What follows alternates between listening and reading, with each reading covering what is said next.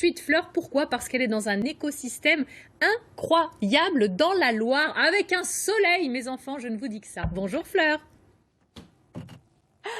Bonjour Karine, bonjour aux invités sur le plateau et bonjour chers téléspectateurs. Alors, on est en tourbière, je suis avec Armelle qui va nous raconter justement cette tourbière. Alors tout d'abord, qu'est-ce que c'est qu'une tourbière ? Alors une tourbière, c'est une accumulation pendant des millénaires de plantes et notamment cette petite mousse qui s'appelle des sphènes. Des sphènes. D'accord. Et elles ont la particularité de retenir beaucoup l'eau. Les tourbières, elles se créent par cette accumulation, souvent liée à une source naturelle d'eau. C'est rempli d'eau, c'est une éponge. Hein. C'est ça. C'est de la masse organique aussi qui s'accumule. Voilà, qui s'accumule pendant des millénaires. Effectivement, celle-ci, par exemple, a pu être datée de moins 4600 ans. Ah oui. C'est pas la plus ancienne du massif. On en a encore des plus anciennes sur notre territoire. Ah oui. Et la plus ancienne, à quel âge aujourd'hui ? Elle a plus de 8000 ans. Ah oui, quand même. Bon. Donc, nous y arrivons. C'est une zone à préserver, à entretenir correctement. Comment est-ce qu'on fait ça ? Comment est-ce qu'on entretient les tourbières qui ont cet âge-là ? Voilà, les tourbières, elles sont là depuis des millénaires.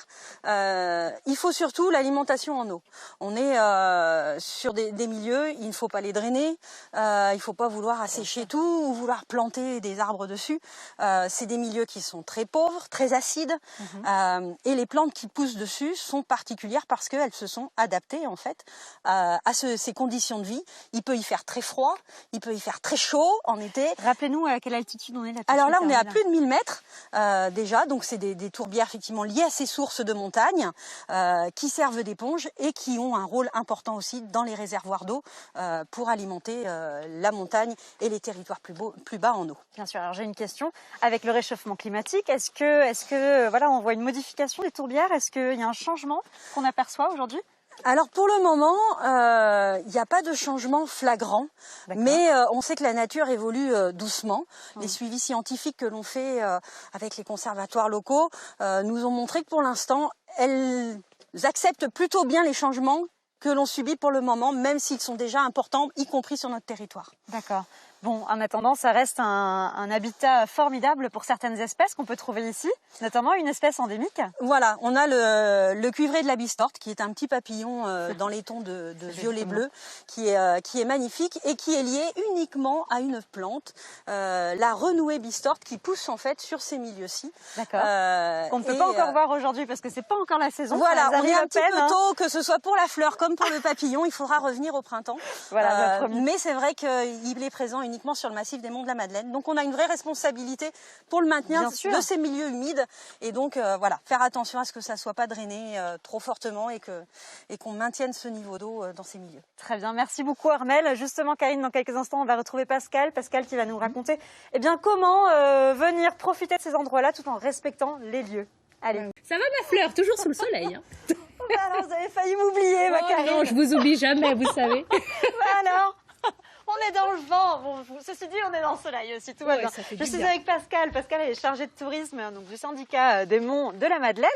Dites-moi, ces tourbières, elles sont formidablement bien situées dans notre belle région pour accueillir le tourisme. Ah oui, je crois que vous pouvez admirer cette région parce que là, nous avons devant nous la plaine de Roanne. Oui. Roanne est ici et Vichy est exactement à l'opposé. Donc il y a une centaine de kilomètres qui relient entre ces deux régions et une centaine de kilomètres verts. Vraiment de cette région très vallonnée, très boisée, et dans laquelle il y a nos tourbières. Et remarquable, du coup, déjà par les tourbières. Voilà. Exactement. Alors Pascal, dites-moi, là, cette dernière année, il y a eu un espèce de boom du tourisme local. Vous avez eu beaucoup plus de monde qu'en temps normal ici, dans ces tourbières.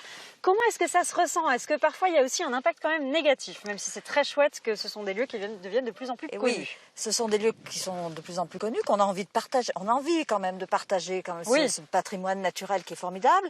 Et on a effectivement, dans cette période Covid, on a eu beaucoup plus de tourisme, de gens qui viennent, qui ont envie de revenir un petit peu. Alors le côté négatif, si on peut en trouver un, c'est effectivement toute cette éducation qu'il faut avoir, qu'il faut donner pour qu'il y ait un respect de cette région, de ces tourbières qui sont très précieuses et qui sont remarquables aussi. Au final, c'est un environnement très, très fragile. Donc, très fragile, oui. Alors, quels sont... Donc, c'est votre défi du moment, hein, ça. Bien sûr. Un écotourisme, au final, un tourisme plus respectueux de l'environnement. Comment est-ce que vous les aidez, ces touristes, à adopter les bons gestes? Et est-ce qu'on peut faire un petit rappel des gestes qu'il faut adopter, justement, quand on est en balade dans un lieu comme celui-ci? Les meilleurs ambassadeurs, ce sont souvent les enfants. D'accord. Donc c'est vrai que les agents du syndicat mixte des Monts de la Madeleine font tout un travail pédagogique auprès des écoles, des enfants, et ce sont eux les meilleurs intermédiaires.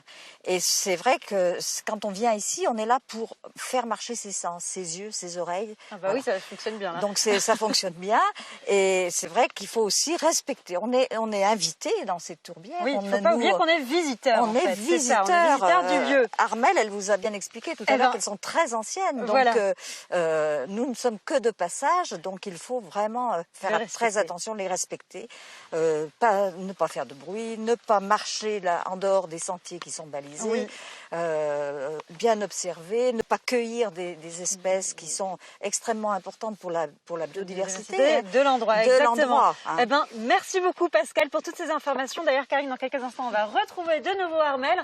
On va aller voir de plus près de quoi il s'agit de ces petites espèces et puis ces animaux et ces petites plantes. Allez, à tout de suite. Oui, exactement Karine. Alors tout à l'heure, on était sur une passerelle. Là, je suis de nouveau avec Armelle et on est vraiment devant la formation d'une tourbière. Alors comment ça se passe, Armelle? Alors là, on est vraiment à la source en fait de l'eau.